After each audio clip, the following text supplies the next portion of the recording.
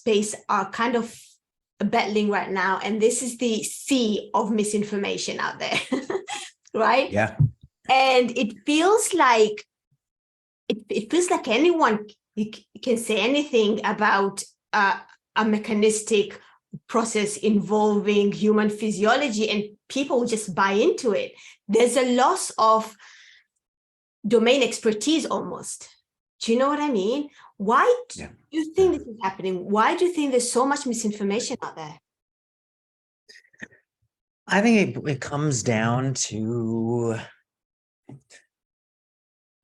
a handful of things. So first of all, the complexity of the body and the genuine complexity of nutrition, that leaves a lot of room for different interpretations of what's true and what's false. And the world of science and research is complex, and the body is complex. And so therefore there's a lot of different experiences that will be conflicting in the space, and different observations. And people bring those observations with them, and they emotionally attach to what tribe that they like, what tribe they identify with. And then, there's always that social aspect of, okay, this is against my tribe, so I got to defend my tribe and represent properly here, and go to battle with this other tribe, And so it's an odd thing about human nature, socially, psychologically, that we have, and that antagonizes the process of science literacy and scientific thinking. So the body is complex, nutrition is complex. People are tribal and social animals, and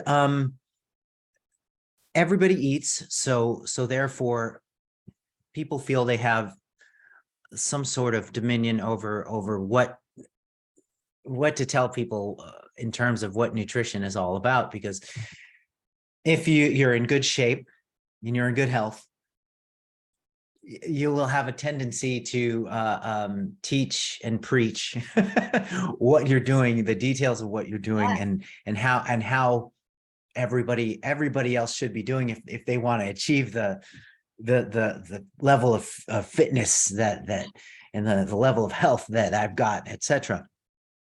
And so it's really different with the field of nutrition, because it's not like in law, for example, where everybody lawyers, Yeah. It's not like the field of engineering, where everybody engineers. It's everybody engineers. But the thing is, with nutrition, everybody eats. And that's where the issues start creeping in. It's almost as if a couple had a great marriage, and they said, you know what,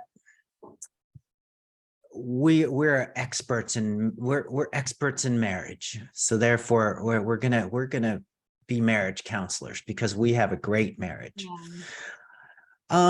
Just because you happen to get everything right for yourself doesn't mean that's an objective truth universally. Sure, there may be some insights that this happily married couple might have that people can use, but it's the universal directives that are pushed out that really can confuse people. Just like people who have succeeded on, for example, a real common example, keto. Like somebody who's lost 50 pounds on keto will have a tendency to say, I tried everything, but finally I decided to just cut the carbs and go keto, and that was the only worked amazingly, and I've been doing it for 5 years and I've kept the weight off. Therefore, everybody should go keto. Absolutely. Yeah. That's the human tendency. And so the complexity of the body, everybody eats. And then finally, scientific literacy, or science literacy, and let me know if I cut out, because I got a little indication here that my connection was a little Yeah, shaky. it's a bit So, shaky, but we're good. We're good. okay. Yeah. Just let me know when you want me to repeat anything. Yeah, it's fine. So yeah, the science literacy is scarce amongst the general public. So that whole phrase, you just got to do your research, do your own research, or yeah, I did my research. That's a minefield, because if you ask the average person on the street about the concept of scientific evidence, so if you ask somebody, what constitutes strong scientific evidence, and what would you call weak scientific evidence, or just weak evidence, period? What is strong evidence and weak evidence? How would you describe that? You would be looking at a deer in the headlights with the average person. And that is honestly what you would get if you ask somebody who feels like they did their research on a particular question. What they did was they did their own Googling. And of course, Google designs its algorithm to the individual and what they tend to Google.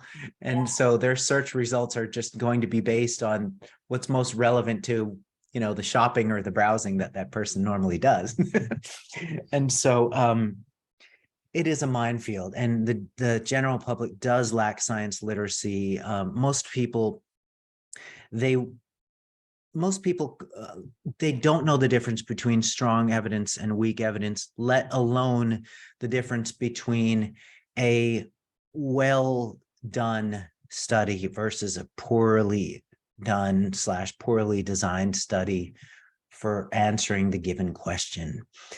And so that, the rabbit hole keeps going in that direction. But the bottom line is, most people are scientifically illiterate, and that's why there's so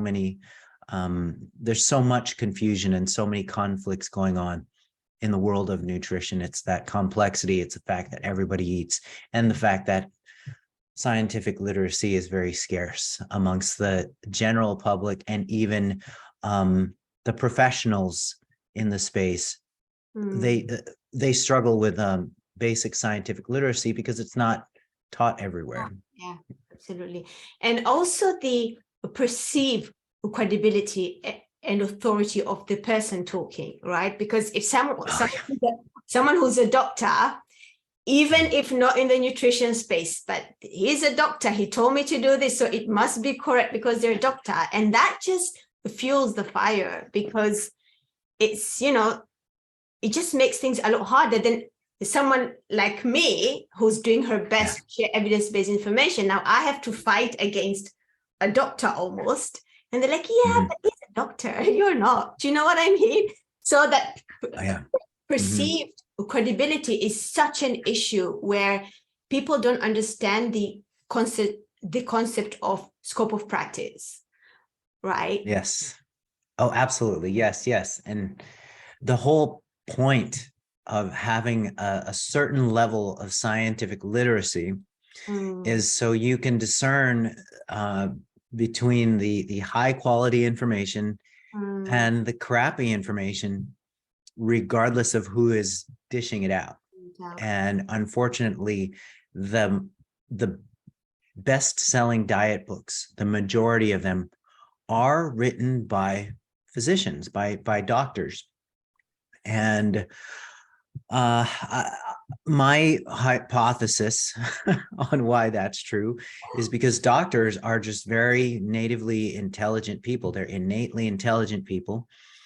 And along with that high native intelligence comes a certain extraordinary degree of and confidence and presumption that you're correct.